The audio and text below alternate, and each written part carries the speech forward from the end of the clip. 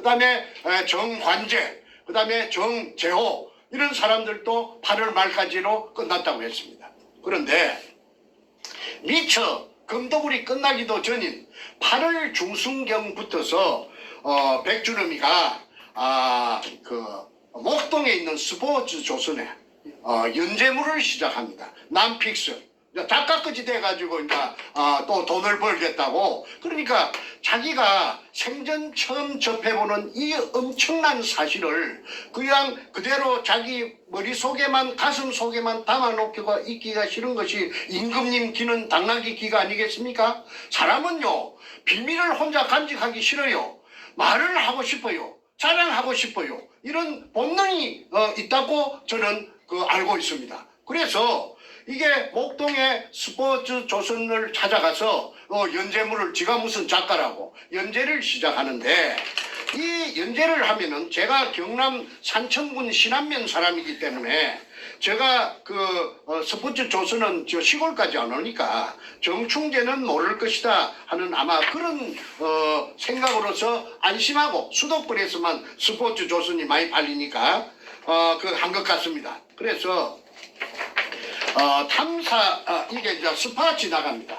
스파치 인터넷에서 찾아냈습니다. 스파치. 요 스파치 나가는데, 여기 보면 탐사 전문가 백준엄, 넌픽션, 소설이 아니란 말이죠. 사실이란 말이죠. 넌픽션 보물을 쫓는 사람들 본지 연재. 그래서 사진까지 요 뺏겨갖고, 요 앞으로 요 집필 방향에 대해서 이렇게 소개를 했습니다. 그런데, 금을 쫓는 사람들입니다. 그래서 이제 이게 말하자면은 실화, 보물을 쫓는 사람들, 3부 66, 글 백준엄, 일러스트 김동우 해서 이렇게 사파까지 하면서 요 66회에 66번째, 66번째 3부입니다. 부산항 잠수함 기지 보물 해가지고 나옵니다. 제가 한번 읽어보겠습니다. 비디오 테이프를 보자 인공굴이 있다고 확신했다. 그러면 인공굴인데, 제가 시종일관 주장했던 거는 의뢰공장의 한 가닥이다. 일제 의뢰공장의 한 가닥이고 그 속에 금이 이등충이라는 항도세 포대에, 마다리 포대에 금이 가득 들어서 빽빽이 차 있었다. 아까 탁종수도 아까 백준엄이 옆에 그 도둑놈 소도둑놈 김성태 옆에 앉아있던 놈이 거기 48년생 해병대 출신 용산역 앞에 깡패 탁종수입니다. 그 탁종수가 쓴 학에서 봤지 않습니까? 그것도 6월 7월 8월 말까지 독을 했다고 했거든요. 금독을 했다고 했거든요. 그런데 이 정작 본인 작가님 백준엄 사이코패스께서 실화 보물을 쫓는 사람들, 스포츠 조선 연재 제66회 부산항 잠수함 기지 보물, 이걸 연재를 하는데, 이게 바로 아까 제가 뚫어서 찾았던 수평굴의 정체가 나타납니다. 이거는 바로 발언말을 해놨어요. 이거는 거짓말 아닙니다. 그러면 어제 기자회견 할 적에 그거 보니까 쓰레기 한글이 적혀가 있는 쓰레기 포대에 돌이 담긴 포대가 굴 속에 널브러져가 있었는데, 딱 차가 있지 않고 알이 각 차가 아니고 구석에 처백기가 있었죠. 그런데 그거는 이등충이라고 적혀있는 금편이든 포대는 자기네들이 다 독을 하고, 그 다음에 아까 박수웅이 구린 것처럼 위장하기 위해서 지상에서 그 포대를 갖다가 구해가지고 와서, 자갈치 시장에 가면 그 봉포대 파는 상해가 많이 있어요. 거기서 구해가지고 와서 쓰레기 보롭고 그 다음에 나무 토막 등을 집어넣어가지고 마치 금이 없었던 것처럼 쇼를 위장해서 나타내려고 연출해 놓은 거라 하는 거는 제가 주장하는 것입니다. नमस्कार भाई और बहनों, ऑल इंडिया की सर्विस में आपका स्वागत है. 그런 거라 하는 거는 제가 주장하는 것입니다. 그런데 그 포대 속에는 낡은 포대도 있고 새 포대도 있습니다. 그 사진이 다 있습니다만은 시간 관계상 생략합니다. 그거는 낡은 거는 뭐냐 하면은 박수웅이 굴하고 연결로 시켜가지고 소리 안 나는 하약을 무진동 하약이 있답니다. 그걸 통영의 다이버 김은택이가 그 굴 속에 들어가서 찾아냈어요. 직경 60cm, 길이 3m 되는 통로를 뚫어 가지고 박숭이 굴 속에 원상 회복 차원에서 딱 들어차 저여 있던 그 포대를 갖다가 그 70cm, 그 직경 70cm, 길이 3m 통로로 2m 밑에 그걸 끄잡아 올려가지고 연출해가지고 그 모자라니까, 귀찮고 모자라니까 새 포대를 갖고 와갖고 그래가지고 그 새 포대에다가 그 온갖 쓰레기 보로고 건축 폐기물 처리장이니까 나무 토막 이런 걸 이어가지고 막 쑤시가지고 새거 헌거 철철철철 사가서 박숭이 굴은 철철철 사가서 나는 그거 하고 쌩쌩한 거 하고 섞기가 있다는 걸 제가 알았죠. 그런데 이거는 그 YTN 황보연이라고 지금 일본 동경 특파원으로 가가 있는 사람이 있습니다. 이 사람이 그 신촌래기 기자 때 울산 담당이었는데 이 기자가 그 문현동의 금도굴의 그 방금 말한 포대, 세포대, 흠포대의 묶이는 포대의 조덩이를 갖다가 딱 홀치는 걸 갖다가 인계철선이라고 그 공사장에 철근 엮는 그 철사가 낭창낭창한 게 있는데 그걸 갖고 숙달된 기술자들은 착 일시에 묶어버리는데 얘들은 그런 기술이 없으니까 그냥 굵은 젓가락 같은 철사를 가지고 막 투락하게 막 구멍을 억지로 뚫어갖고 해놓은 것을 이거는 조작한 것이다고 황보영 기자가 그 의혹을 제기한 적이 있습니다. 그 이후에 울산 그 현대백화점 앞에서 한 기자를 갖다가 납치하려고 이놈들이 억지로 차에 태우려고 난리를 치겠던 적도 있습니다. 어쨌든 그거는 지나간 일이니까 그거는 그 정도로 참고적으로 말씀드리고 실화 보물을 쫓는 사람들의 이 66회 차에 제가 그토록 주장하던 지하 16m 제가 판 수평굴의 진실이 있기 때문에 그 판단은 여러분들께서 들어보시고 한번 누가 거짓말을 하는지 한번 해보시기 바랍니다. 제가 한번 읽어보겠습니다. 어느 날 최상훈은 그 제일 끝에 앉았는 그놈이 다이버 그놈입니다. 최상훈이 잔뜩 흥분된 목소리로 전화를 걸어왔다. 백형, 백주는 말하죠. 백형, 김성태가 뚫은 곳에 무인 카메라를 넣어보니까 지표면에서 4m까지 물이 차 있고 그 밑으로는 안반인데 지하 16m에서 수평 동굴이 나왔어. 그리고 그 동굴 입구에는 마대로 차곡차곡 동굴을 막아 놓았어. 차곡차곡 동굴 입구를 막아 놓았어. 그러면 그 공간이 없이 각 들어차져 있다는 말이죠. 30분 동안 카메라를 돌려가며 촬영했지만 자신의 생각으로는 과거 일본 군들이 파놓은 동굴 입구를 정확하게 관통한 것이 틀림없다는 것이었다.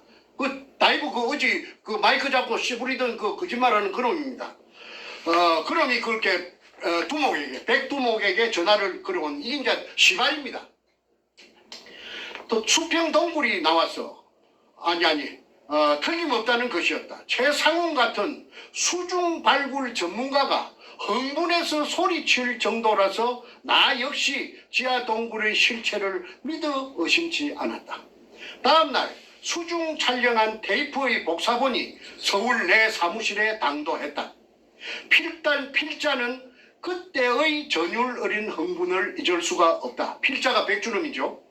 김성태가 직경 60cm로 시추한 곳에 최상훈이 잠수하여 촬영한 내용이었다. 최상훈이 들어갔습니다. 그래갖고 수중 카메라 촬영했답니다. 카메라는 지하 3m부터 매우 깨끗한 물속으로 서서히 내려가며 지상에 설치된 모니터로 하상을 전송했다. 동굴 전체에 물이 꽉 차 있었다. 카메라가 내려가며 찍은 청색 안반은 마치 태고의 신비를 벗겨주는 듯 푸르게 빛을 발하고 있었다. 약 5분 정도 내려갔을까? 갑자기 수평 동굴이 나타나고 이제 16m 다 내려갔죠. 나타나고 그 앞쪽에는 수많은 마대가 차곡차곡 쌓여 있었다. 제 말하고 제 주장하고 똑같지 않습니까? 공간이 없이 거기가 일본 놈들이 재고 나간 끝입니다. 그러니까 저쪽 반대쪽으로 재여 있는 그 포대 뒤쪽으로 나가면서 계속 재면서 나갔기 때문에 그게 공간이 있을 턱이 만무합니다. 그러니까 내가 그렇게 목이 쉬도록 그렇게 피를 토하도록 주장한 것을 고맙게도 이 백두목께서 이렇게 써놨어요. 차곡 다시 한번 읽어보겠습니다.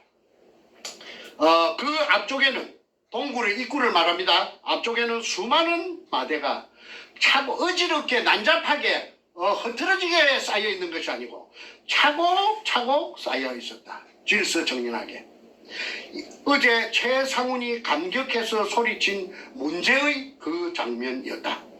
최상훈은 감격에 겨운 나머지 집으로 테이프를 가져가 부인이랑 밤새워가며 이젠 고생 끝! 행복 시작이라고 소리쳤다고 한다. 필자 역시 16m 안반 지하에 자연적으로 생긴 굴이 아닌 분명 인공굴이 존재한다는 사실을 더 이상 의심할 여지가 없었다. 마대를 차곡차곡 쌓아놓은 굴 입구 반대쪽은 큰 안반이 막고 있었다. 불현듯 일본 군들이 패전 후 도망가며 굴 입구를 폭파했던 흔적일 것이라는 생각이 스쳐 지나갔다. 이날 매작물 발굴 업계의 후배 김인호가 찾아왔길래 지하 동굴 비디오 테이프를 보여주었다. 그 역시 벌어진 입을 다물지 못했다. 하지만 그 누가 짐작이나 했으랴. 그 순간의 어리석은 판단과 결정이 앞으로 나에게 다가올 뼈저린 고통의 서막이었음을 나는 비디오 자료와 투자 계획서를 가지고 10여 팀 이상의 투자자들과 미팅을 가졌다. 이게 이제 그 돈을 구하는 겁니다. 그러나 결과는 기대를 완전히 비껴갔다. 당시의 정국은 7개월 이상 이용호 사건으로 요동치고 있던 때였다. 이용호라는 진도의 죽도의 보물이라고 그 게이트가 국회에서 청문회가 열렸죠. 설령 이용호와 아무런 관련이 없더라도 보물에 관한 말을 입에 담는다는 자체가 어려운 시기였다. 언론 매체들의 대대적인 보도로 보물선 발굴에 대해 부정적인 여론이 확산됐기 때문이다. 보물선 얘기를 꺼냈다가 망신만 당했다는 사람도 많아졌다. 이게 이제 66회입니다. 그 다음에 67회. 왜 이걸 이러느냐 하면 이제 땅을 산 김홍라이를 찾아가서 접촉하는 장면이 있기 때문에 제가 이걸 낭독합니다. 두 번째 67회. 나는 비디오와 투자 계획서를 투자자들에게 보여주었다. 그들은 딱히 아니란 말은 하지 못했지만 미심쩍어하는 듯 했다. 설마 이렇게 좋은 일이 자신들에게 올 정도라면 뭔가 모르는 사실이 숨겨져 있을 것이라는 의심이었습니다. 일확천금의 꿈이 눈앞에 보이지만 결코 현실로 이루어질 것 같지 않다는 판단이었을 것이다. 결국 투자자 유치는 별다른 진척을 보이지 않았다. 그래서 우리는 주식회사 설립 문제를 의논하기 시작했다. 필자는 이 문제를 본격적으로 협의하기 위해 부산으로 내려가는 길에 잠깐 대구에 들렸다. 한 투자자와의 미팅 약속 때문이었다. 지하 동굴이 찍힌 비디오를 스폰서들에게 보여줘도 그들은 설마하며 투자를 망설이는 상황이었다. 예상대로 대구에서의 투자자 미팅은 별로 신통치가 못했다. 뭔가 모를 불안감을 안고 그날 오후 늦게 부산에 도착해 김성태, 조옥규는 김성태의 중마고 돌파리 치과의사 조방 앞에 그 다음에 다이버 최상훈 등을 만났다. 김성태는 최근 보물 발견 후의 지분 문제 때문에 정충재와 갈등을 빚은 탓인지 마음이 편치 않아 보였다. 나는 김성태의 입장을 충분히 이해했다. 하지만 그렇다고 선뜻 두 사람 사이에서 누구 한 사람의 손을 들어주는 것도 바람직한 일이 못 된다고 생각했다. 좀 더 분명히 말하면 그들을 만난 지 불과 20여일밖에 되지 않은 터라 섣불리 누구의 잘잘못을 따지기가 쉽지 않은 탓이었다. 하지만 이 발굴 사업을 진행하려면 당사자들끼리 한자리에 모여 분명하게 입장을 정리해야 했다. 나는 그들에게 단호하게 말했다. 우리는 서로 믿어야 합니다. 신뢰 없인 아무 일도 못합니다. 갈등이 계속될 경우 나는 이번 일에서 손을 떼겠습니다. 그날 저녁 몸이 파김치가 된 채 서울로 올라왔다. 온갖 생각으로 머리가 아파왔다. 막 잠을 청하려고 하니 김성태로부터 전화가 걸려왔다. 그는 혼란스러움에 빠져든 나를 설득하기 시작했다. 정충재의 발굴 지분은 약 20% 정도를 주는 것으로 해서 일단 주식회사를 먼저 만들자고 제의했다. 그동안 이 일을 도와주었던 모든 투자자들을 이사나 고문으로 영입해서 정상적인 발굴 작업을 벌린다면 문제가 없다는 논리였다. 이거 이제 됐으면 정충재에게 발굴 지분 20% 정도를 주자고 이제 저희 똘마니 올 여름을 강타한 살인적인 폭염, 그리고 기록적인 폭우 기억하시나요? 저희 똘마니 그러니까 똘마니 조수 좋은 말로 조수 소도동로 김성태가 이제 주인이 됐어요. 백준엄이 이 사이코패스가 나타나니까 그래서 정충재 몫으로 요 한 비춰 주실랍니까? 20%를 배당해 놨습니다. 20%. 그런데 여기에 정충재는 저 주주총회 창립 발기 호세도 살비 할 때 저는 안 갔기 때문에 그거 하는 줄도 몰랐기 때문에 20%가 된 줄 몰랐습니다. 이 20%는 제가 인정한 20%가 아니고 오늘 이 글을 읽어보니까 김성태라는 나의 조수 나에게 온갖 아첨을 들던 내가 죽으라 하면 죽고 살아 하면 살든 내한테 눈도 똑바로 크게 못 쳐다보는 그 항소 같은 김성태가 이제 새로 나타난 굴을 뚫고 나서 나타난 이 교활한 백두목에게 20%를 정해갖고 요게 박아놨다는 것이 여기 나타납니다. 요게뿐만 아니라 또 있습니다.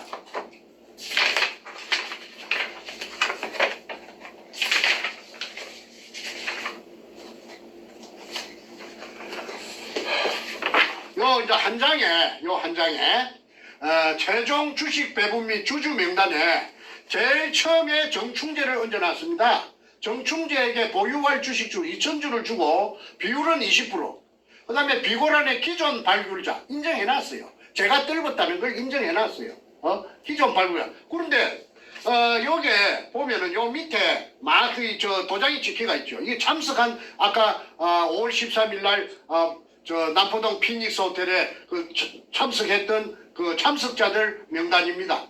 그런데 말하자면 정간제도 내 동생도 이미 이때는 요게 내 몰래 요게 오라고 이놈들이 콜링을 해가지고 오와갖고 아까 저 1,000만 원 준다고 집을 가서 썼지요. 그 다음에 집은 또 100분의 1을 준다고 해가지고 정관제도 있고 그 다음에 정성재 지금 저 신나통 들고 문재인이 지역구 사무실에 들어가가 징역 살고 있는 넷째 정성재도 요 자필로 정성재 써갖고 요 지장 찍어놨습니다. 그 다음에 이런 짓거리를 했습니다. 그래 놓고는 할 말이 없으니까나 정충재를 배제시키기 위해서 권력을 등에 업고 최고 권력 청와대 이상 최고 권력이 있나요? 청와대에서 최고 어른인데 제일 높았는데 그거하고 짱짱이 됐으니까 거칠 것이 없겠지요. 무슨 그렇게 모시겠습니까? 그러니까 마치 나라에서 허가내 준 것처럼 그냥 일사천리로 이런 강크게 이런 글을 써놨지요. 자 다시 글 계속하겠습니다. 나는 김성태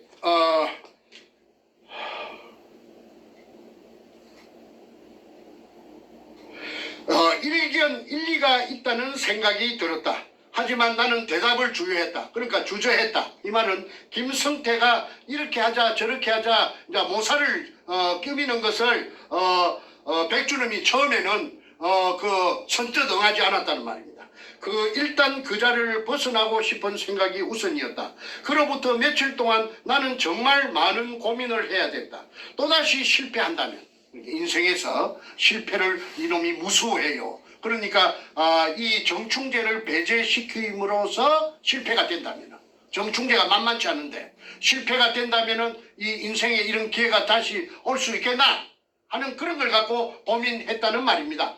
그때 받을 상처는 나로서는 감내하기 힘들다는 생각이 미쳤다. 하지만 하루에도 몇 번씩 김성태의 중마고 돌팔이 치과의사 조옥규, 최상훈, 그 남포동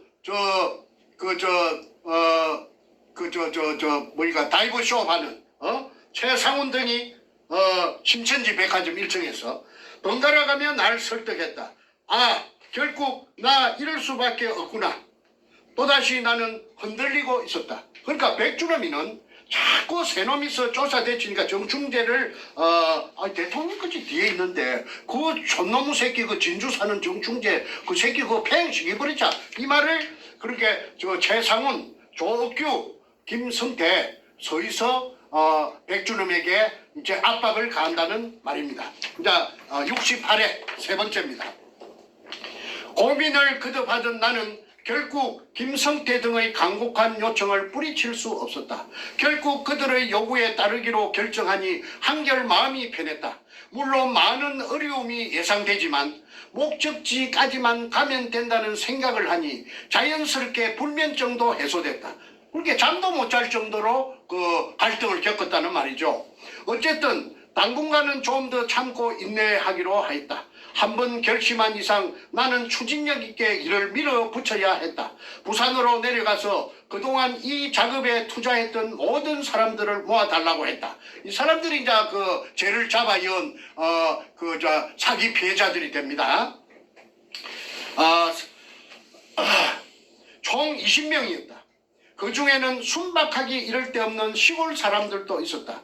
농사를 지으며 어렵게 돈을 모아 보물선 탐사를 도와준 이들이었다. 나는 최선을 다해 사업 계획을 설명했다. 그들은 나의 회사 설립 취지에 적극 지지해 주었다. 이에 힘을 얻은 나는 다시 한번 의욕을 키워가기 시작했다. 나는 또 다른 투자자를 유치하기 위해 동분서주했다. 평소 호영호재하며 8년간 만나온 이성우를 찾아갔다. 그는 서울 강남 신사동에서 부동산 전문회사를 경영하고 있었다.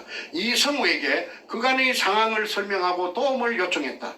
이틀 후 그는 자신의 오랜 비즈니스 파트너라며 나이가 70이 가까운 오남식 씨를 소개했다.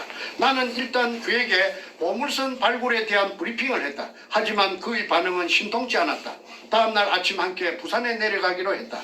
부산에 도착해 작업 현장을 직접 보여주었더니 마침내 그가 호기심을 보이기 시작했다. 나는 그에게 이 토지를 오 사장님이 구입해 주시면 2개월 후에 2배로 우리 회사가 재인수를 하고, 자, 2달 뒤에 배로 더블로 돈을 주겠다. 땅을 산 돈을 주겠다. 발굴 지분의 5%를 주겠다고 약속했다.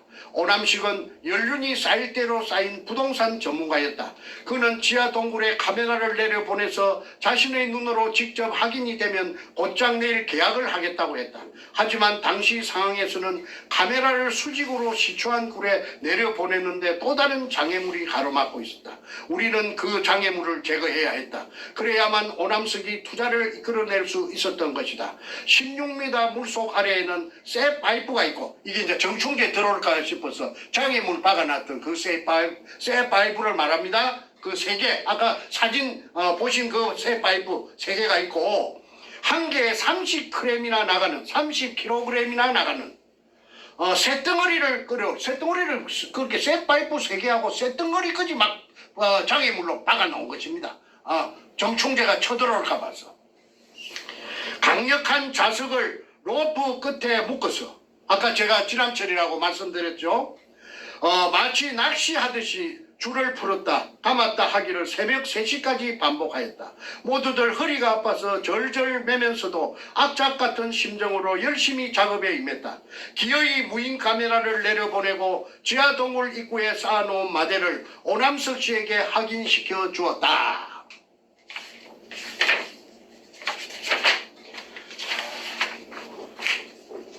다시 66, 67, 66 네 번째입니다. 오남석은 고개를 끄덕이며 투자하겠다는 의사를 분명히 했다. 그나마 다행이었다. 호텔로 돌아와 몇 시간 눈을 붙이는 둥 마는 둥하고 이튿날 바로 계약을 체결했다. 계약금은 서울에서 주겠노라며 서울로 가자고 했다. 이제나 저래나 계약금만 기다리던 내게 또다시 땅이 꺼지는 듯한 소식이 들려왔다. 주위에서 반대가 심해 정식 계약이 힘들다는 연락이 온 것이다. 새벽까지 불을 밝혀가며 장애물 제거와 촬영을 위해 혼신의 힘을 쏟았던 김성태, 최상훈 등을 생각하니 밤잠을 이룰 수가 없었다. 하지만 여기서 주저앉을 수는 없었다. 다른 투자자를 찾아 나섰다. 문득 떠오르는 얼굴이 있었다. 4년 전부터 알고 지내던 김홍랑 씨였다. 4년 전부터 전라도 광주에 그 청와대 그 여자 기공사 김대중 대통령의 기공사 김홍란이를 집은 강주 아까 강주시 서구 지평동 금호 쌍용 아파트라고 했죠. 그 여자가 등장합니다. 그녀는 어렸을 때부터 신통력을 지닌 사람으로 유명했다고 한다. 그녀의 손이 닿은 환자들이 완쾌됐다는 소문이 나자 병을 치료하기 위해 찾아오는 사람들로 문전성시를 이루었다고 한다. 그녀는 한때 신앙생활도 했지만 보이지 않는 초능력의 세계를 완전히 잠재울 수는 없었다고 한다. 나는 그녀에게 전화했다. 6개월 전 한 번 통화한 기억이 있었기에 혹시나 목소리를 잊어버린 것은 아닐까 조바심도 났다. 하지만 그녀는 전화를 받자마자 특유의 정감 어린 목소리로 반가움을 표시했다. 내일 시간이 있으면 부산에서 만나자고 했더니 흔쾌히 성낙했다.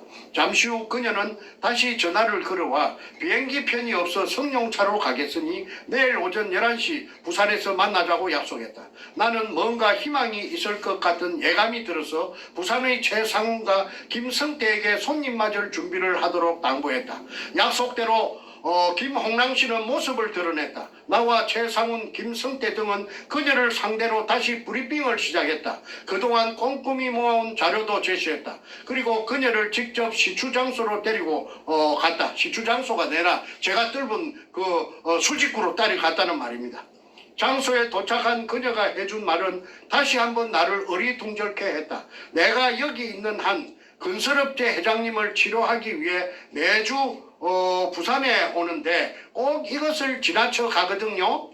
한데 이상할 만큼 이 장소에서 꼭 뭔가 있을 것만 같은 암시를 받았는데 그런데 오늘 내 자신이 진짜 이 자리에 서 있게 되다니 우연치고는 너무나도 기이하지 않나요? 그녀의 말처럼 필시 이날 우리의 만남에 뭔가 보이지 않는 인연의 끈이 작용한 것일까? 아니 나는 사실 억지로라도 그렇게 생각하고픈 심정이었다. 40m 높이의 시멘트 옹벽을 응시하던 그녀는 저 옹벽 뒤에 뭔가 반드시 숨겨져 있다고 말했다. 나는 그녀를 최상훈의 사무실로 데리고 가 최상훈의 사무실이 자갈치 시장 입구에 있는 신천지 백화점 1층의 다이브숍을 말합니다.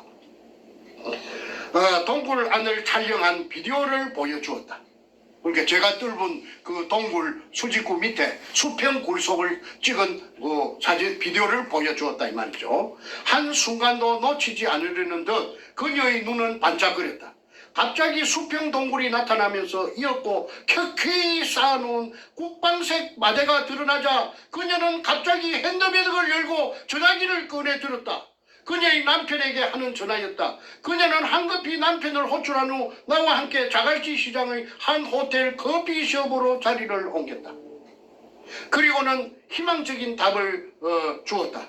이번 일은 내가 직접 투자해보고 싶다는 것이었다. 그래도 가정이 있는 사람으로서 남편에게 동의는 구해야겠다는 말도 덧붙였다. 자, 이게 진실입니다. 이게 지어내서 쓸 수 없는 거죠. 그놈 새끼가 그 사이코패스가 무슨 지가 소설가라고 이걸 지어내 쓰겠어요? 실화라고 했는데. 자, 나는 투자 조건을 설명했다. 토지 매입만 해주시면 됩니다. 보셨다시피 동굴은 이미 확인된 것이니까 설령 그 안에 기중품이 없다 치더라도 동굴을 이용해 관광지를 만들면 이제 일제 의뢰공장이란 말이죠. 관광지를 박숭이 굴이 무슨 관광지가 됩니까? 사업성이 있지 않겠어요? 그리고 만약 보물이 나왔을 경우 국가 지분과 세금 등을 뺀 금액에서 5%를 지분으로 내놓겠습니다. 그녀는 이런 내 제의에 매우 만족해했다. 그러면서 만약 발굴이 성공해서 그런 행운이 내게 온다면 어려운 사람들을 위해 봉사단체를 만들고 싶다고 했다. 잠깐만 여기서 설명 좀 하겠습니다. 이 여자가 지금 부천역 앞에 1,000억대의 빌딩을 가지고 있고 그 남부터미널구에 그 큰 높은 아파트 110평에 살면서 온갖 호의호식을 누리고 기부인으로 행세하고 있답니다. 벤츠 마이바 600을 타고 다닌다고 제가 어떤 정치인에게 들었습니다. 자, 계속하겠습니다. 그 여자가 그 기공소를 운영할 때는 그 2002년 이전에 그 금독을 이전에 할 때는 서울 강남에 신사동 거기서 명상문이라는 기공소를 했는데 그게 지금 더불어민주당 출신의 그 기라성 같은 국회의원들이 주로 여자 국회의원들이 거기가 집합소랍니다. 그리고 동경에서도 이 여자가 소문이 났더라고요. 그러니까 돈이 없는 사람들은 상대하지 않고 아주 VIP들만이 상대를 하는데 이 여자가 그 업소 명상원에 일주일에 나흘 있고 3일은 자기 집이 있는 광주 서구 지평동 금호상용 아파트에 있다가 4일은 서울 3일은 광주 하는데 그때 어떤 정치인이 그 이름 들미면 다 압니다마는 그 정치인이 이 여자에게 기공 수련을 한 2년 반 정도 받으러 다녔기 때문에 이 여자를 잘 안답니다. 그런데 이 여자가 그 당시에 집세를 한 달에 못 줘가지고 절절 면접도 한두 번이 아니래요. 그러니까 임대료를 못 줘가지고 월세를 못 줘가지고 그래 한 여자가 지금 마을바위를 타고 다니고 1,000억대 그 정치인이 그렇게 하더라고. 저 부천역 앞에 1,000억대 2,000억대짜리 빌딩을 갖고 있고 그 다음에 110평짜리 그 금호 아시아나 아니 저 남부 터미널구에 자이 아파트인가 그 어마어마한 아파트에 산다는 정보를 저한테 준 적이 있습니다. 자, 계속하겠습니다. 자, 정선생님, 오늘 지금 뭐 1시간 반 갔는데 시간이 좀 길어지니까 이제 좀 마무리로 가야 될 것 같아요. 예, 그러면은 이걸 다 못하니까 오늘 다 못하니까 여기서 다음번에 하고 제가 제가 좀 몇 가지 드릴 말씀도 있어서 좀 마무리를 가야 될 것 같습니다. 예, 네, 하나만 더 하고요. 말씀하세요. 요 지금 사람들이 금이 나왔는가 안 나왔는가, 금이 나왔으면 양이 어느 정도 되는가를 상당히 궁금해해요. 그래서 그 대답은 내가 꼭 드려야 되겠다. 그런데 이게 보면은 이렇게 도굴두모 사이코패스 백주름이 가방에서 나왔는데 여기 보면 노란 칠이대가 있습니다. 노란 칠이대가 있는 것은 여기에 보면 여기 노란 칠이 여기 뭐냐면은 금은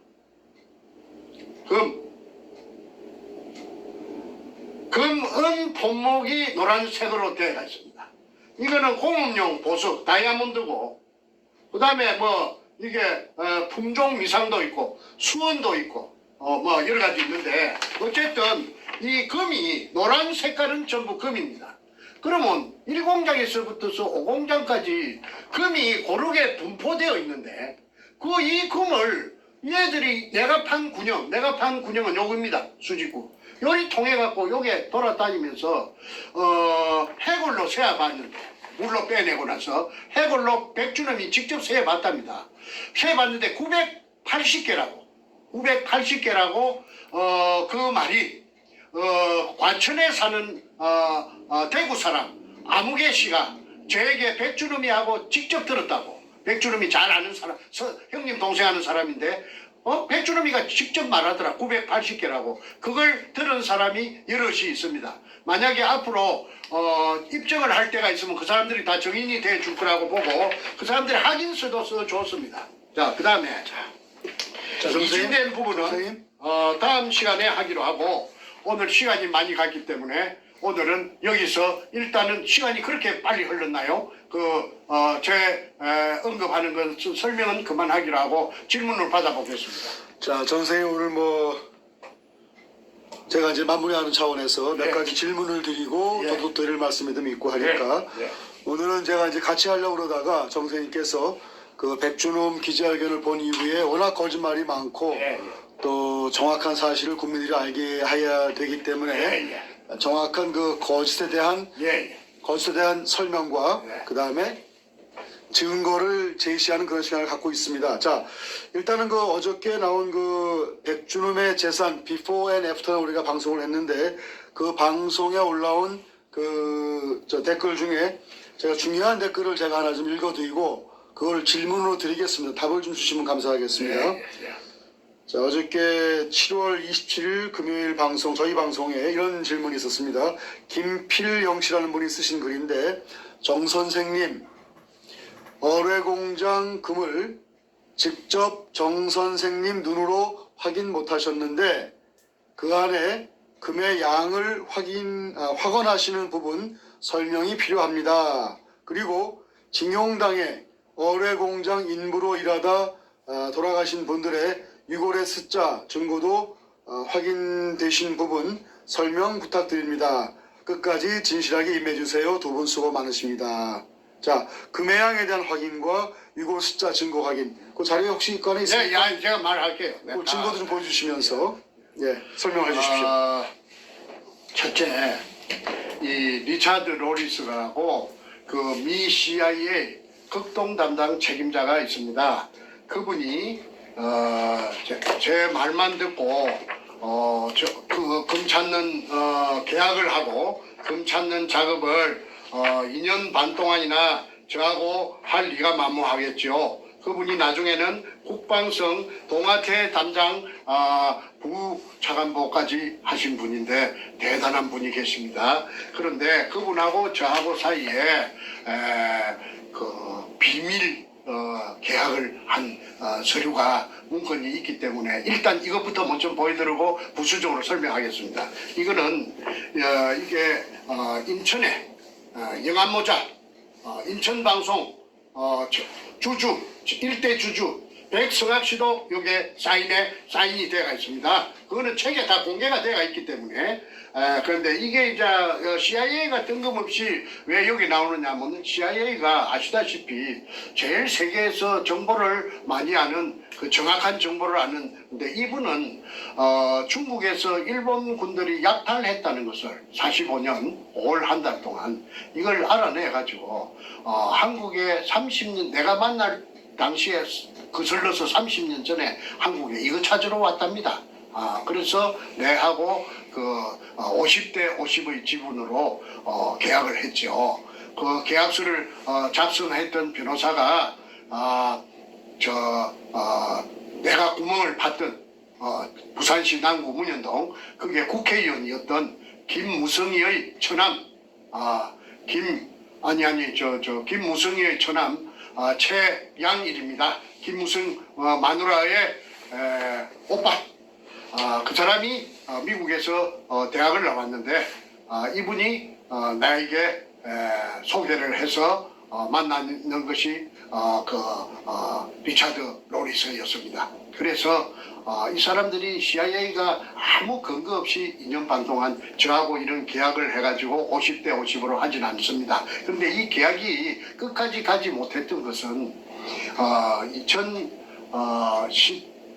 2011년이라고 기억됩니다.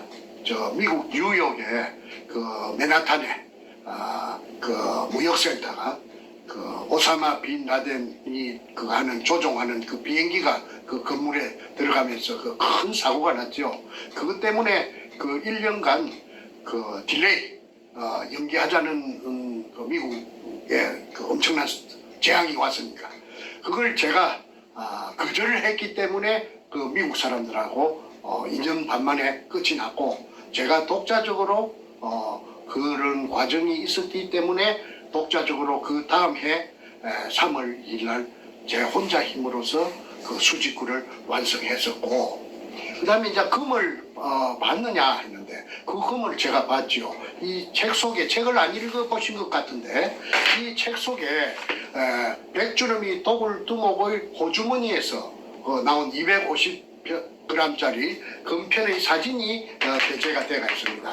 그래서 그 금을 금덩어리를 호주머니에 이어가 당겼던 이유는 아마 투자자를 모집하려면 금을 보여줘야 되니까 그래서 금덩어리를 그 호주머니에 이어가 있다가 이 자가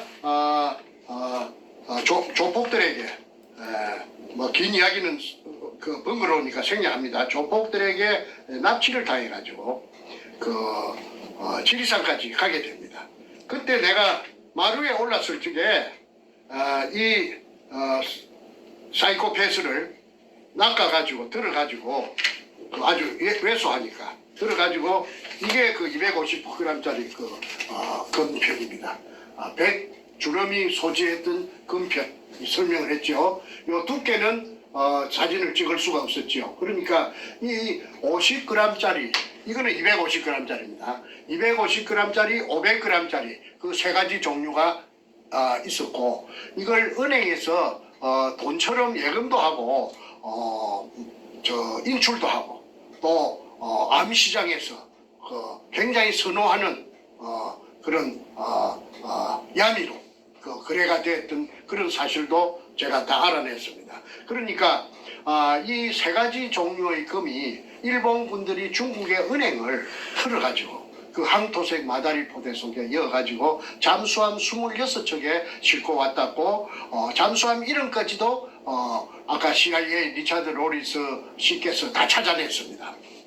그러니까 책도 읽어보시지 않고 앞전에 수없이 찍은 프로를 보시지 않았기 때문에 그런 의아심이 있는 것 같은데 더 이상 길게 설명을 하지 않겠습니다. 금이 없었다면은 이런 사건이 지금까지 연결돼 가지고 끊어지지 않고 지금까지 흘러올 수가 없는 거 아니겠습니까? 아까도 말했다시피 땅을 왜 삽니까? 땅을 말만 믿고 땅을 삽니까? 눈으로 확인하지 않고 땅 몇 푼 주고 사는 게 아니잖아요.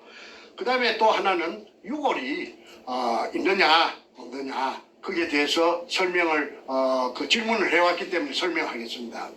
그 유골이 있다는 걸 제가 암시받은 것은 재판을 하면서 아까 소도 돋는 것던 김성태가 거짓말로 일관했는데 판사 앞에서 하는 말이 왜 꿇어 앉아서 수박 잘라놓고 돼지 대가리 놓고 밤중에 앉아갖고 고사를 지냈느냐 하니까 엄격길에 이놈이 하는 말이 일제시대 때 끌려와 희생된 수많은 우리 조선 청년들의 영혼을 위로하고 하는 그런 말이 재판 기록에 찍혀 있고 제가 그 옆에서 그걸 들었습니다. 저도 처음 아는 사실이었습니다. 제가 주체인데, 제가 주체 아닙니까? 제가 주체인데 제가 모르는 사실이 뜬금없이 그 무식한 놈 입에서 그런 말이 나왔을 때 저 깜짝 놀랐어요. 이야, 이거 무슨 이런 일이 있네. 이거 뭔가 이거 무슨 모멘트가 되겠다. 그래서 그날 재판을 받고 구치소에 돌아와서 아이고 이제 살았다. 유골이 산팀같이 있는 것 같다 생각하고는 수많은 조선 청년들의 원혼을 위로하고 말이 나왔습니다. 이것만 부각하면은 살겠네. 이래가지고 만세를 불렀던 기억이 생생합니다. 그 후에 동으로 서로 남으로 북으로 다니면서 사방 알아봤지만 어디 알아볼 데가 없었는데 어느 날 때 얼마 전에도 방송에서 이야기했습니다.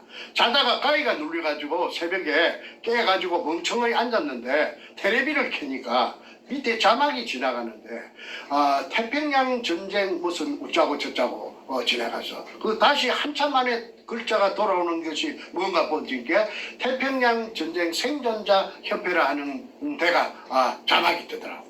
그래서 그 다음날 전화로 114에 물어가지고 할아버지들이 봤는데 종로 어디라고 하더라. 삼가 어디라고 하더라. 그리고 찾아가서 내가 선태수라는 80이 넘은 그 당시에 회장님하고 앉아서 대화를 합니다.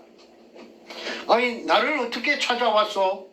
아니 저는 태평양 전쟁 생존자 협회 그런 단체가 있는 줄도 몰랐는데 오늘 그렇게 알고 내가 불가실히 찾아온 것은 내가 궁금한 게 있었습니다. 말해보시오.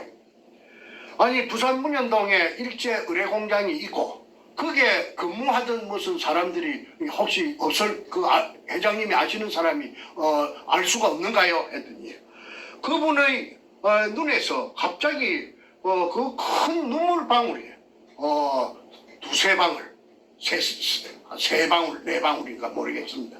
투둑 떨어지더라고. 그래서 내가 무슨 그 실수를 했는가 싶고 깜짝 놀라서, 아니, 왜 그러십니까? 하니까, 아이고, 좀 한 서너 달 전에만 좀 찾아오지. 와, 인자 왔네. 그게 뭔 말입니까? 아니, 내 친구, 진동식이라고, 그 중마고우가 있는데, 1920년생. 그런데, 내 친구가 부산 문현동에서, 의뢰공장을, 일제 때 팠다. 어떻게 팠느냐 하면은 진해 해군부로 징용영장을 받고 끌려갔는데, 한 동네 청년 3명이, 대구, 대봉동인가 어디서. 갔는데, 진동식 씨는 그때 결혼, 6달 됐을 때, 새 신부를 그 집에 남겨놓고, 이제 징용영장 받았으니까, 진해 해군부로 갔다, 이 말이죠.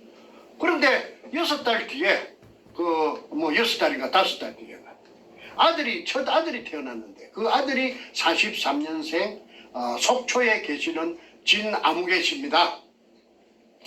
제 이름은 제가 앞전에 밝혔는데, 혹시 그분에게 누가 될까 싶어서, 진아무개 씨라고 합니다.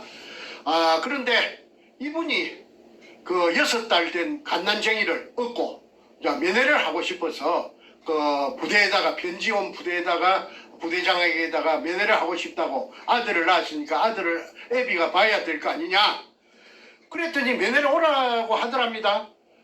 면회를 언제 오느냐면 한 달에 면회가 한 번밖에 안 된다.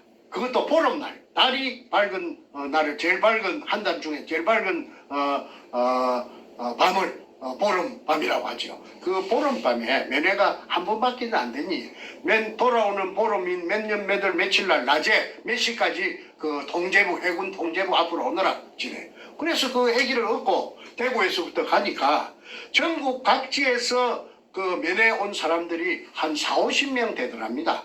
그러니까 밤이 해가 꼴까닥 질락하니까 조금 어두워 질락하니까 부대 안으로 들어오라고 하더니 따라 들어가니까 부두가 있고 바다가 있고 그 바다에 배가 한 2척 엔진을 걸어놓고 작은 배가 있더랍니다. 그래서 그 배를 타고 밤바다를 한 2시간 정도 휘황찬란한 보름달이 비추는 밤바다를 어딘 줄도 모르고 타고 갔는데 그게가 지금의 칠부두 앞인 문현동 바로 의뢰공장 있다는 옹벽 바로 바닷가입니다. 그래서 어떤 지정해 주는 텐트 안으로 들어가니까 들어가서 기다리니까 진동식 남편이 왔더랍니다. 그래서 남편이 하는 말이 저 건네 아들도 안아보고 처음으로 안아보고 저 건네 불빛이 바다 위에 희망찬란하게 출렁이는 그거가 부산이다. 여기는 부산이 아니고 동래군 서면 우합니다.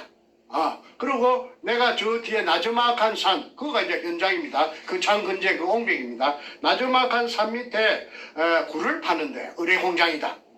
그 의뢰공장 속에 약 1000명이 3교대로 하루 종일 굴을 파고 있는데 나는 하약 발파 기술자이기 때문에 그중 월급도 많이 받고 대우도 좋다. 먹는 것도 다 차별이 나고 자는 것도 차별이 난다. 그러니까 걱정하지 말아라. 그래서 진봉술 여사께서 지금은 고인이 되셨습니다마는 부산 문현동에 자기 남편을 갓난쟁이 그 아들 지금 70대 중반이 훨씬 넘었죠. 진영한 씨를 얻고 면회 갔던 것을 진영한 씨도 어른들한테 들은 걸 그대로 내한테 증명했고 자필로서 그 다음에 진영한 씨는 금봉술 씨는 초롱 같은 기억력으로 제게 자필 사실 진술서를 썼습니다. 여기 있습니다. 이거는 강원도 속초시 조양동 상원주택 나동 202호 금봉술 22년생 남편은 20년생. 그걸 제가 한번 읽어보겠습니다. 이거는 위에 이 사진 있는 이거는 굴을 팠던 20년생 진동식 씨의 일제강제연행 한국생존자협회 회원가입 원서입니다. 그래서 일본에서 바약 발파시에 돌이 날라와서 눈알이 하나 파열돼 가지고 장애인 시각 장애인으로 평생을 사시다가 내가 저 손태수 회장님 만나기 뭐 3달인가 4달 전에 돌아가셨다고 하죠. 그 부인인 금봉술 할머니께서 써준 그 사실 확인서, 그 면회 같은 그걸 내가 한번 읽어보겠습니다. 진술인 금봉술은 사단법인 일제강제연행 한국생존자협회 강원도 지부 회원인 진동식의 처입니다. 제 2차 대동아 전쟁 때 남편 진동식은 발파 기술자로서 1942년 4월경 본적지 대구시 봉산동에서 일제에 의하여 강제징용되어 처음에는 경남 진해의 일본군 해군부대 기지시설부대에 배속되어 근무하다가 진해에서 약 200km 떨어진 곳으로 근무지를 이동하여 밤낮을 가리지 않고 바닷가 옆 낮은 산이 있는 곳에서 지하 의뢰공장을 굴착하였다고 남편이 생존 시 수차례 저에게 일제징용 때 이야기를 하였습니다. 그리고 생존자협회 공동회장 선태수 씨와 강원도 지부장 태갑 씨에게도 위 사실 이야기를 여러 번 하였습니다.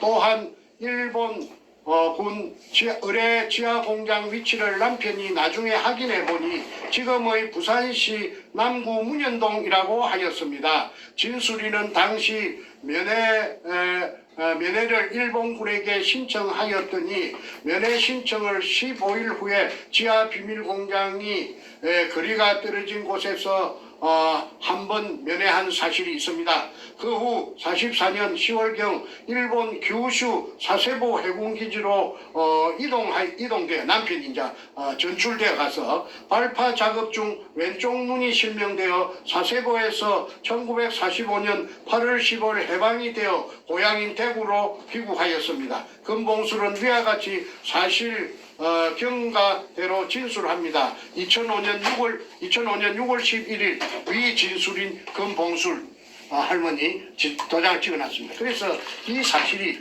재판할 적에 나타났고 천명이라 하는 거는 여기서 진동식 씨가 확인을 해줬기 때문에 3교대로 판다는 것도 알았고 그 명단은 국가기록원에서 입수하여 진해 해군부에 끌려갔던 진용됐던 사람들은 아무도 신고가 된 사람이 없어요. 그런데 그 명단을 누가 해킹 잘하는 사람이 해킹을 해가지고 지금 제가 가지고 있는데 약 940명의 그 애정 때 그 진해로 끌려가서 정발되었던 명단이 저한테 있고 그 다음에